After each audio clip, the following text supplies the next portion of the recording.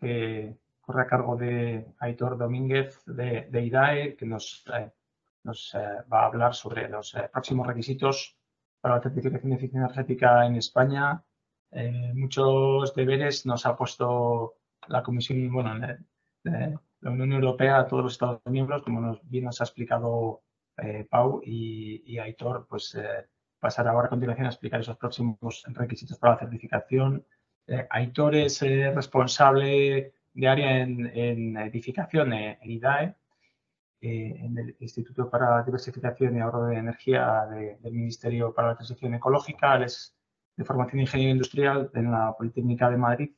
Es experto en normativa edificatoria relacionada con eficiencia energética renovables, ya con más de 15 años, sino más, en la elaboración de esta normativa, y muy implicado, como también contó al principio Pau, en toda la redacción de mucha normativa, tanto nacional como código técnico, relacionada con certificación, el reglamento de instalaciones técnicas, como también normativas europeas como Directiva de Eficiencia o la de eficiencia de edificios. Aitor, cuando quieras, que no te veo. Estoy por aquí. Bien. Me oís bien, ¿verdad? Bueno, te oímos muy bien. Perfecto. Ahí, ya te veo. Muy bien. Bueno, pues nada, oye, muchísimas gracias. Muchas gracias por la invitación a participar en el evento. Yo creo que es muy interesante, muy útil. He tomado notas de muchas de las cosas que habéis ido contando, me han parecido muy interesantes.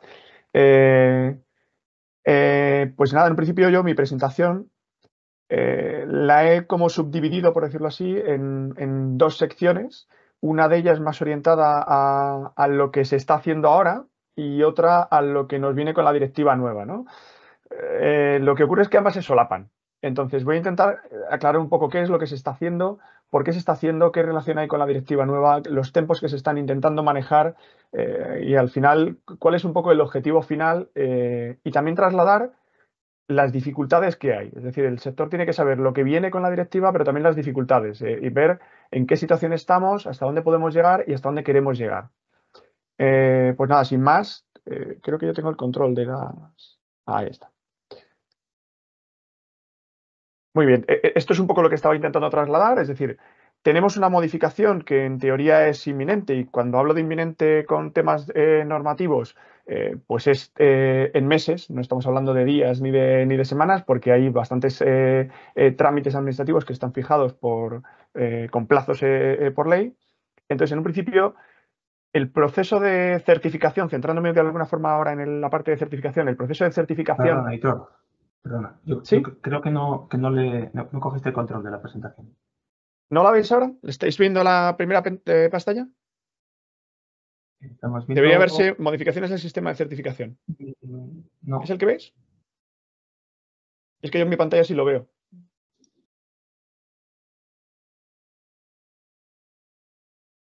Si queréis lo que puedo hacer es compartir la mía. No sé si es viable. Es que en mi pantalla sí se ve. A ver ahora. ¿Ahora sí? No. Todavía no tengo el control de la presentación.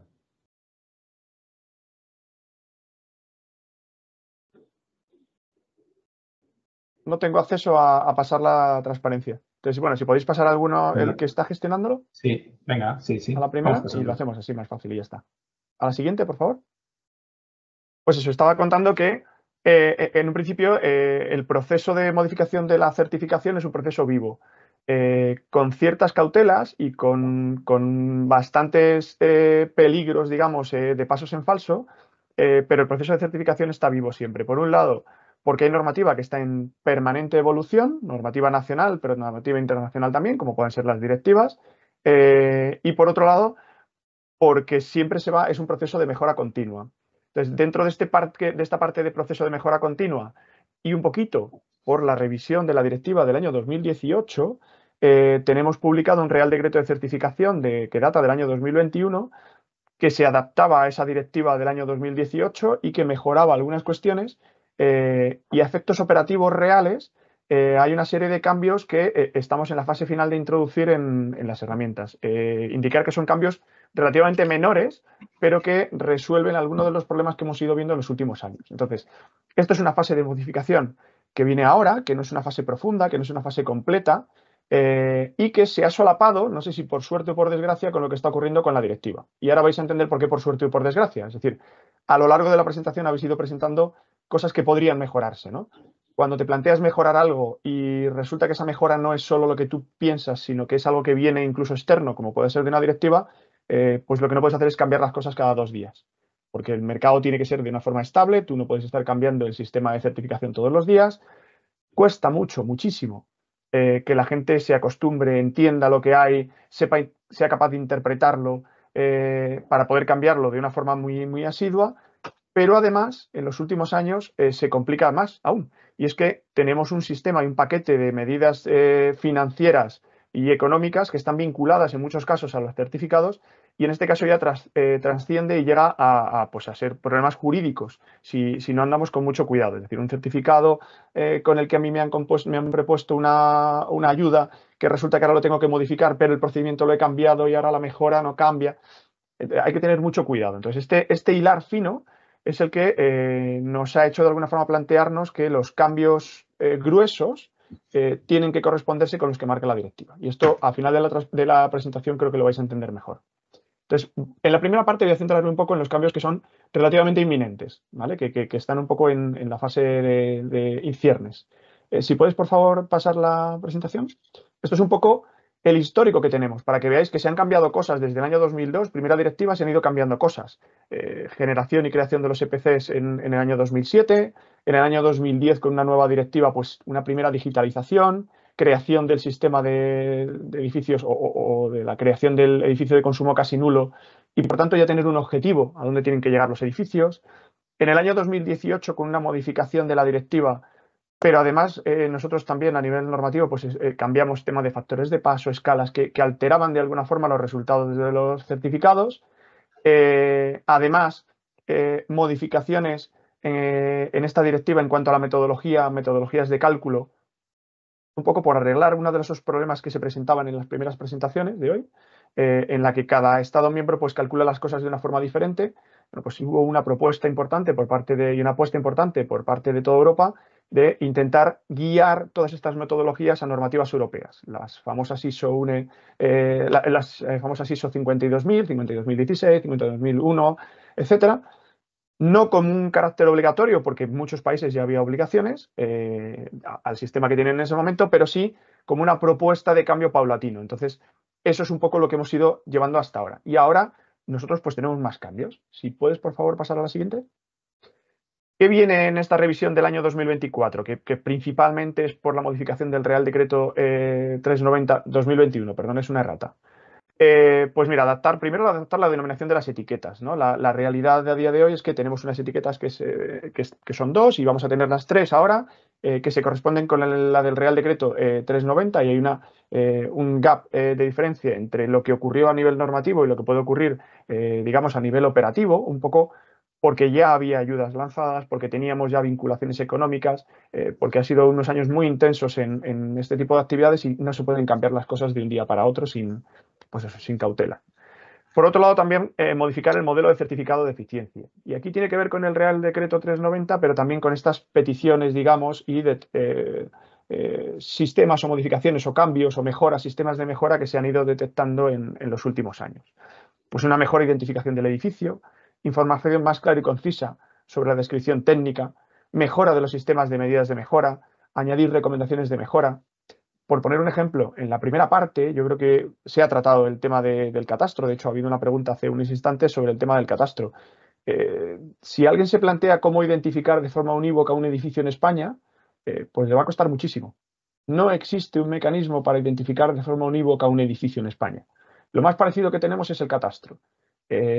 Hay análisis de muchas tipologías sobre cómo se podría hacer, pero tiene que ser un análisis, un sistema o un mecanismo que esté vivo, que sea real, que tenga personas, dedicación, tiempo, esfuerzo para poder actualizarlo. A día de hoy, lo más parecido que tenemos en España es el catastro. Y me consta que no somos el único país que tiene ese problema. Entonces, Cuando hablamos de medidas individuales o de identificar de forma unívoca un edificio, pues tienes que empezar a resolver esos temas, que son, desde luego, incluso ajenos a la certificación. Tal y como decía Alfredo hace unos momentos, pues es que responder a qué ocurre con el catastro, pues es que es una administración diferente, es un ministerio diferente con objetivos diferentes. Es Hacienda, ¿vale? No es energía ni transición ecológica. Entonces hay que resolver cosas que incluso trascienden y que tienen muchas más consecuencias más allá que la energía. Pero estamos en ello, ¿no? Estamos intentando mejorarlo y bueno, pues ahora, por ejemplo, vamos a intentar meter cambios en los que el catastro de verdad tenga un peso un poco más importante en los certificados a la hora de identificarlos. Las medidas de mejora, pues se ha pedido por activa y por pasiva que haya medidas de mejora incluso escaladas, ¿no? Que haya recomendaciones, que sean más profesionales, que estén mejor tabuladas. Interesante la presentación también anterior de Adrián, en la que nos contaba en función del técnico competente, cómo se han ido distribuyendo. Al final parece que es más importante el conocimiento que puedas tener sobre el parque, la experiencia que tengas en la elaboración de certificados, el esfuerzo que le dediques, que probablemente la titulación, ¿no? Que en algunos casos pues es de gente que hace 20 años, ¿no? que la obtuvo. Entonces, hemos optado por ir a la parte finalista. Y obviamente hay modificaciones al técnico competente, pero la parte finalista es, vamos a intentar pedir que un certificado contenga al menos esto. Da igual de quién venga. El quien venga ya se regula por otro camino, ¿no? Entonces, eso es un poco el objeto de las mejoras. Y luego, reestructurar y mejorar el acceso a la información digital, el XML famoso que introdujimos hace unos años y que obviamente, pues por supuesto, por encima de todo lo demás, al ser un aspecto digital, pues tiene que ir mejorando con los años. Estamos en proceso de mejora, sabemos las limitaciones que hay, por la distribución también de los registros que tenemos en España, de las competencias, ¿no? No tenemos un registro a día de hoy, tenemos 17 registros más ciudades autónomas. Y al final esto, si no lo tienes en uno único centralizado, pues es complicado. Cuando lo vas a centralizar, pues te generan ciertos problemas, entre otros, y el principal, identificar de forma unívoca un edificio o un certificado que se ha emitido 3 veces y que tiene la misma referencia catastral. Y eso computa como 3 certificados a efectos estadísticos cuando lo vas a explotar. Entonces tienes que resolver cosas más allá incluso del valor de la envolvente o el valor numérico de la potencia nominal o el rendimiento estacional de un determinado sistema en un edificio. Si por favor puedes pasar la imagen, gracias. Además de estos aspectos más técnicos, bueno, pues esta revisión 2024 va un poco alrededor, cambiando otros aspectos auxiliares. Como os decía, la revisión de la figura del técnico certificador, que va por un mecanismo ligeramente diferente, pero que también está en proceso, está en una fase muy finalista y que va a salir en breve. La creación de la base nacional de datos de certificados de edificios. Pues aquí, si hay gestores de comunidades autónomas, y me consta que los hay, obviamente, Alfredo estarás involucrado en alguno, todos sabéis el esfuerzo que os hemos estado pidiendo en los últimos años para digitalizar de una forma determinada, a ser posible en datos abiertos, para verterlos a una base única. Pues cuando hemos ido a explotar esa base de datos, pues se nos ha generado problemas, porque al final es difícil encajar cosas que llevan varios años funcionando y sobre todo sacar estadísticas que tengan sentido, ¿no? Que no generen cosas bárbaras o raras. Estamos intentando justo ahora en ese momento, en el proceso en el que, además de tener la base de datos, que existe, que se pueda poner al público porque tenga información de verdad veraz, útil y coherente, ¿no? Sobre todo coherente.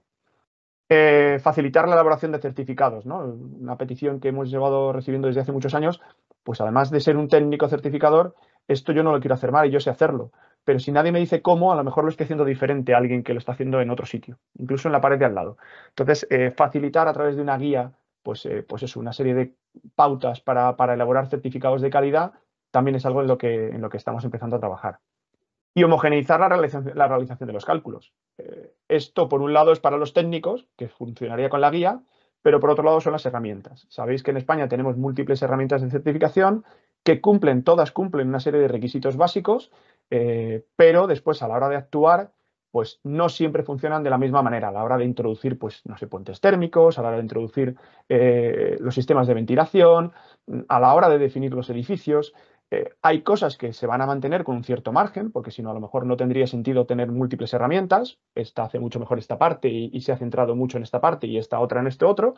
Hay libertad para que cada técnico decida cómo lo hace, pero hay algunas cuestiones que sí es cierto que estamos intentando que se homogenicen. Es decir, cosas que no son drásticas, cambios drásticos, porque no queremos hacer un cambio drástico ahora, y ahora justo con lo siguiente os voy a explicar el por qué, pero que por lo menos aquello que sea más sencillo si se pueda cambiar pues de una forma más o menos inmediata.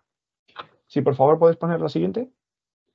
Y ahora viene, estos son los cambios que estamos intentando introducir ahora, ¿no? Que ya digo que estamos en una fase en la que esperemos que este año se vea el resultado. ¿Qué ocurre? Que en todos estos cambios que estábamos planteando, había cambios mucho más profundos, con diferencia. En el año 2019, en el año 2020 ya había cambios más profundos a metodología de cálculo, a indicadores. El código técnico plantea indicadores que tienen que ver con esa 52.000 que os decía antes y que marca la directiva, y sin embargo no está incluido en la certificación, energía final. Un poco por eso, porque no puedes cambiar los certificados de un día para otro sin impacto. Código técnico sí llegó a tiempo porque se hizo una modificación justo posterior a la publicación de la directiva, y un poco también por el trabajo y el esfuerzo de muchas personas aquí en España, entre otros pues Pachi que está por aquí, y lo pudieron integrar a tiempo y ya está incluido. En certificación a día de hoy todavía no. Entonces hay cambios mucho más profundos que sí están previstos hacer, pero cuando te planteas hacer todo esto 2019, 2020, 2021, te encuentras que en diciembre de 2021 tienes un primer borrador de lo que va a ser la nueva directiva. Y todo aquello que tenías planteado y habías empezado a trabajar, con reuniones con desarrolladores a inicios de 2022, para pedirles cambios, pues te dicen que se va a cambiar y que va a ser de una forma determinada. Y no te dicen cómo va a ser. Entonces dices, yo no puedo cambiar esto en 2022 y resulta que en 2023, esperando 2024, directiva nueva, volver a cambiarlo. La realidad es que eso ha ocurrido. Y tenemos una revisión de una directiva que está, pues ya habéis oído a Pau, que está a punto de publicarse y que tenemos que adaptarnos a ella. Entonces ahora es cuando viene todo lo que tenemos que hacer a través de la directiva y qué nos viene en particular con el tema de certificación. Entonces, ¿qué viene con la directiva? Bueno, pues muchísimas cosas. Esto de agradecer a Pau, también un poco agradecer sus palabras que me ha dirigido, y yo se las devuelvo. El semestre pasado ha sido un semestre muy intenso y duro en negociaciones con la comisión. Han trabajado durísimo. Hemos trabajado muchas horas para que esto salga adelante, porque no se trata de las necesidades que nosotros tenemos, se trata de las necesidades de toda Europa. Habéis visto en la primera presentación, muy útil, en la que cada uno está haciendo las cosas de una forma y centrados en el foco de la certificación. Si haces un cambio en la certificación o en la directiva que afecta a un país y a uno le beneficia y a otro no, por la forma de hacer o por el impacto, por la tipología de edificios o por climatología, no se puede dejar atrás a nadie. No se pueden poner condiciones de climatización en verano durísimas porque en muchos países no afecta, porque nosotros a lo mejor somos incapaces de cumplirlas. Entonces, eso hay que tenerlo en cuenta en una directiva y hay que ver hasta qué punto puedes llegar con aspectos técnicos, hasta qué punto con aspectos políticos, hasta qué puntos puedes presionar a los ciudadanos, ¿no? En medidas de mejora, los MEPs. Durante 2 años hemos estado escuchando que los edificios residenciales iban a tener la obligación de rehabilitarse. Por obligación, porque sí. La realidad es que cuando te planteas eso para toda Europa, pues tienes que ver si eso es viable, si es una obligación que no se va a poder cumplir. Hemos visto las cifras ahora de edad del parque de los edificios en Castilla y León, el esfuerzo económico que les va a suponer por la estadística y los datos que tenemos de las líneas de ayuda que gestiona IDAE. Estamos hablando de que no son 3.500 euros por vivienda lo que están invirtiendo, es que con ayudas estamos hablando entre 7 y 10.000 euros por vivienda. Incluso para hogares vulnerables. Luego estamos hablando de multiplicar por 2 y por 3 una actuación. Hay viviendas que no se lo pueden permitir y yo no puedo llegar en 2030 o en 2028 y decirle, y ahora por obligación tienes que rehabilitar. Y si no puedo y si no tengo dinero, te pongo una multa para que pagues más o te echo de la casa. Es decir, hay que tener cuidado. Y esta sensibilidad se ha tenido en toda Europa y se ha dado una cierta flexibilidad. Ha sido parte de las negociaciones y ha sido una parte muy dura. Pero no es la única. La directiva contiene mejoras a la calidad de los edificios, es decir, ya no es solo rehabilitar, es que vamos a intentar que se viva mejor, con más confort. Vamos a meter aspectos medioambientales dentro del edificio, calidad de aire, calidad de humedad, ruidos. Vamos a intentar que además estén descarbonizados.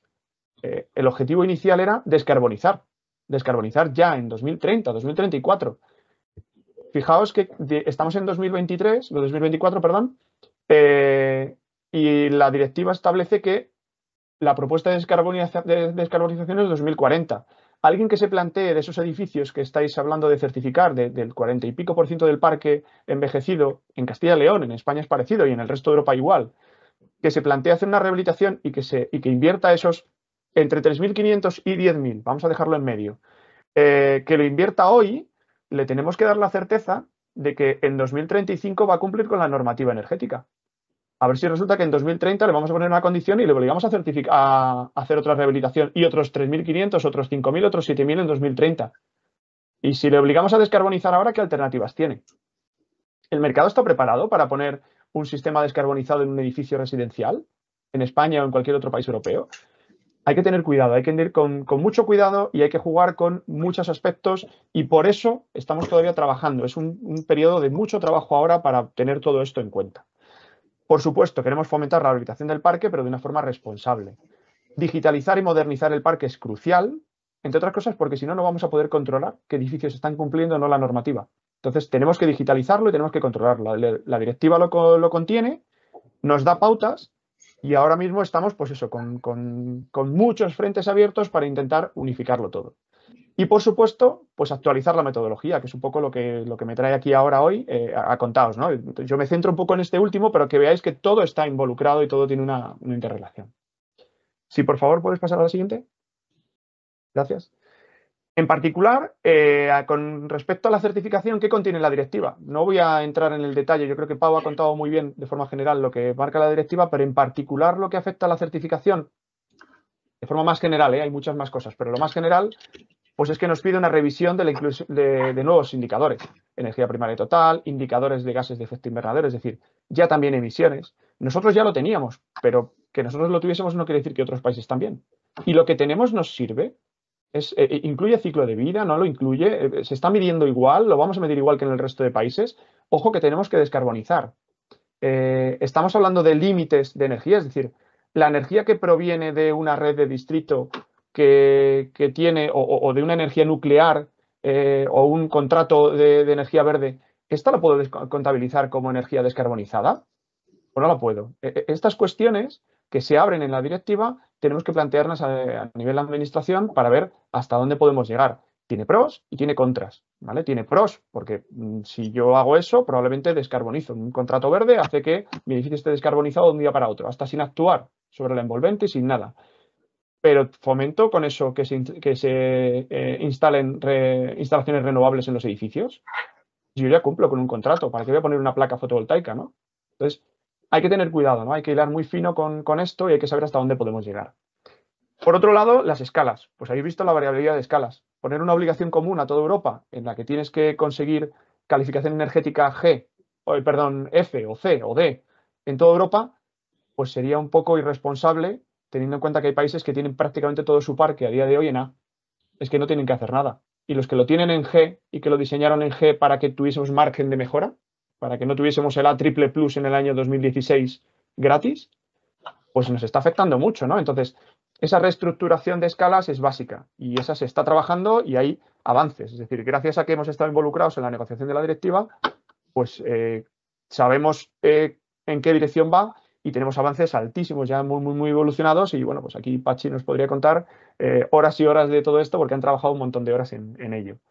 La revisión y la reestructuración del certificado, pues homogenizarlo en toda Europa. Es algo que hemos pedido, España en particular ha pedido durante muchos años.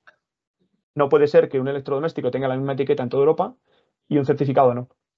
La realidad es que cada país creó su sistema y a día de hoy es muy complicado que ninguno ceda y diga yo ahora lo quiero hacer de otra forma. Porque además lo mido de la forma que yo quiero medirlo y no tengo ganas que porque la imagen sea la misma, mi G se compare con tu A porque son el mismo edificio. Entonces, la búsqueda de homogenización hasta donde se ha llegado es en el anexo 5 en particular de la directiva, es que te dice qué va a contener la primera página del certificado, qué indicadores, hasta dónde, cómo no.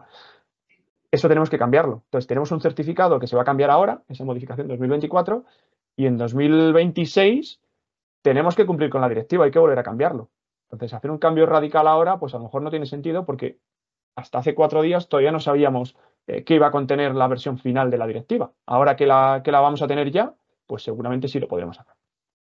Por otro lado, digitalización y bases de datos. Bueno, pues tiene 3, 4 artículos la directiva en la que nos pide digitalizar y crear bases de datos. Va a ser un trabajo ímprobo porque además de digitalizar los datos del edificio, nos piden que se ceda la información en función del tipo de usuario. Yo soy el dueño del edificio, tengo acceso a todo.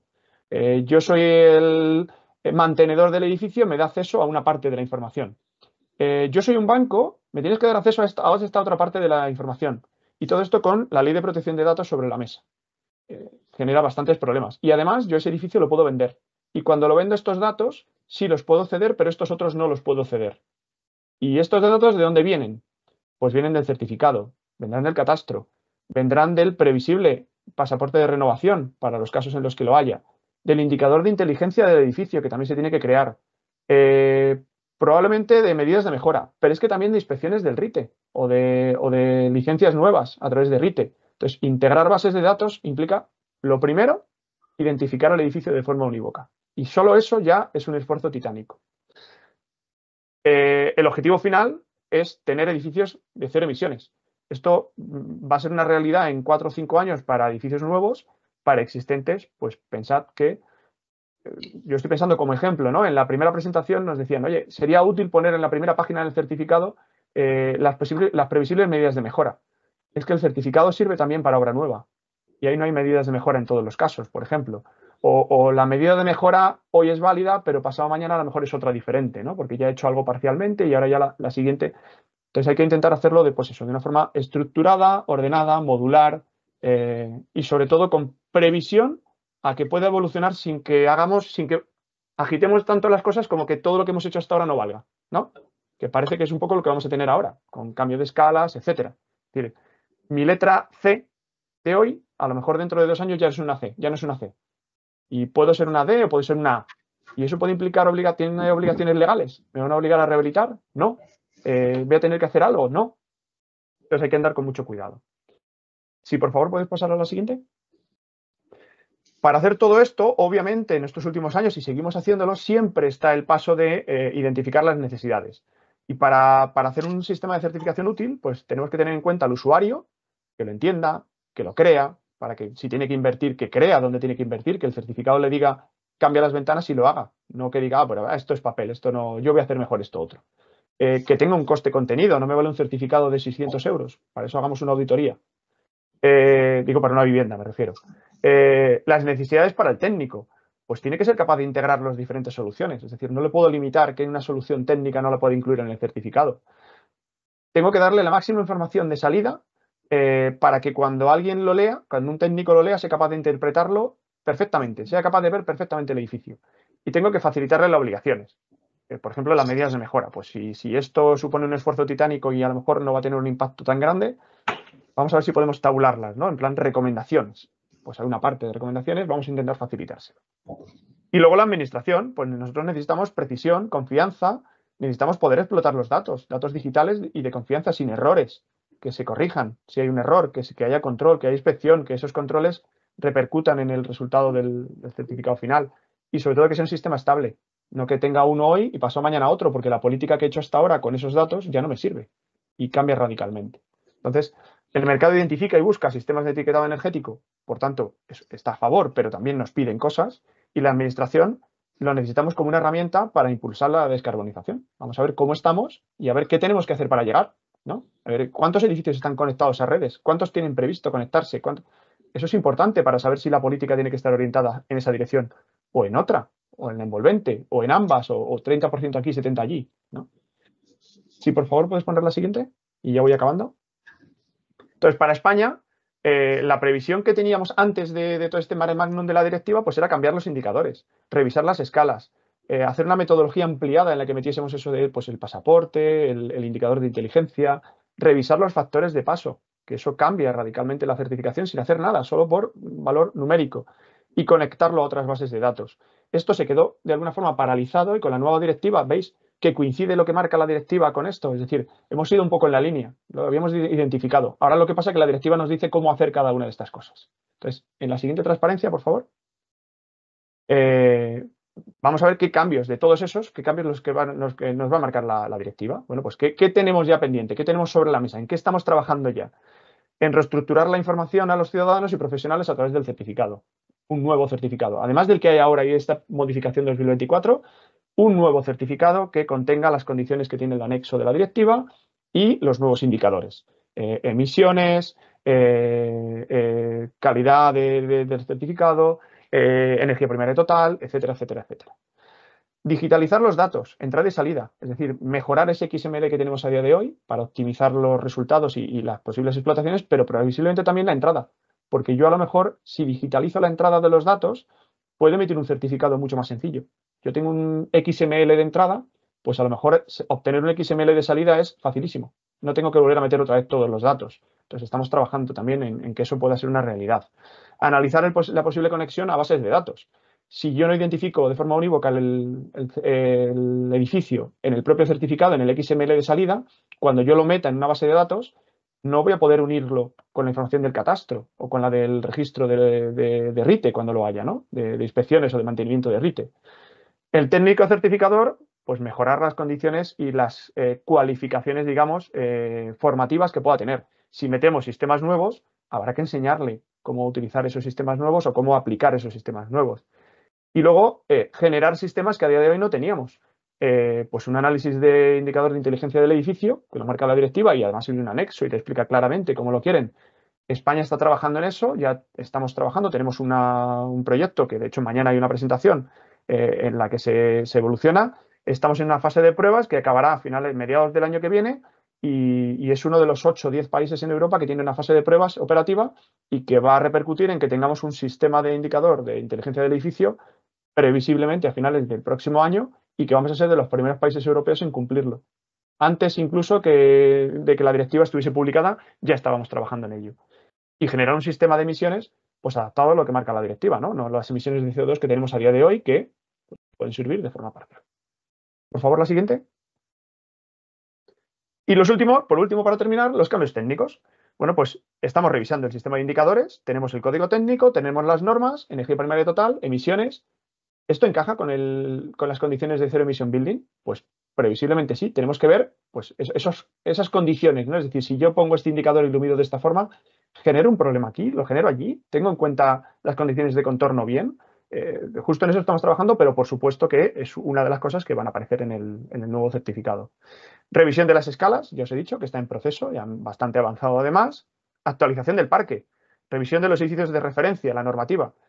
Pues es que para hacer las escalas es necesario tener la última actualización del parque y la distribución de clases según los climas, la topología de edificios. Pues aquí, ya digo, Pachi es un verdadero experto y han estado trabajando muchísimo tiempo y meses ya en todo esto y está muy avanzado. La integración de las energías renovables y la contabilización, ¿no? A día de hoy, si el autoconsumo me vale para consumos EPBD o para equipos externos a la EPBD, es decir, un frigorífico conectado a la red eléctrica de mi vivienda cuando tengo una placa fotovoltaica, ¿la puedo contabilizar como renovable a efectos de certificado?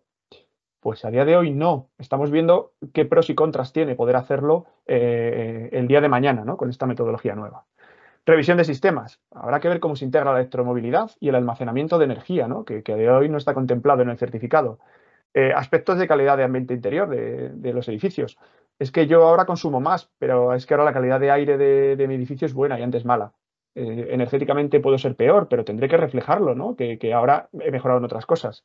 Y por otro lado, la revisión de las medidas de mejora. Generar un sistema de pasaporte de renovación que no es obligatorio para todos los edificios según la directiva, pero sí es obligatorio que el Estado miembro lo genere y de forma que sea un paso intermedio entre el certificado genérico de usos genéricos, no es el uso que yo hago del edificio, es un uso estandarizado, a un pasaporte en el que ya te van a decir de forma unívoca, cambia esto que vas a ahorrar tanto.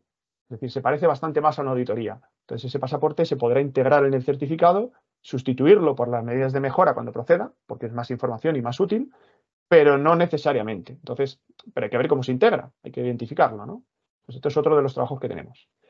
Y con esto, por favor, la siguiente, ya he terminado. Realmente lo que estamos buscando es un cambio integral, no solo en la certificación, sino ya veis en muchos aspectos de la directiva, que todos ellos están unidos. Si yo no tengo un sistema robusto de certificación, difícilmente voy a poner criterios objetivos para poder conseguir eso de los MEPs, los performance mínimos y los ahorros y las trayectorias de ahorro que tenemos para el sector residencial en 2030 y futuros. Y si no lo hago bien, probablemente pueda conseguir o bien que el parque no lo consiga descarbonizar o bien que ponga objetivos tan difíciles que la gente pues al final desiste. Y es que decía, bueno, me tienes que multar, múltame, si me tienes que echar de la casa, échame, pero yo no puedo invertir esta cantidad de dinero y esta solución para descarbonizar no existe. Pídemela 7 veces, pero no existe, ¿no? Entonces tenemos que andar con mucho cuidado y lo mejor de todo, en 2 años. Tic-tac. O sea, en 2 años es relativamente muy poco tiempo realmente muy poco tiempo para poder solucionarlo. Y nada, con esto he terminado. Gracias. Bueno.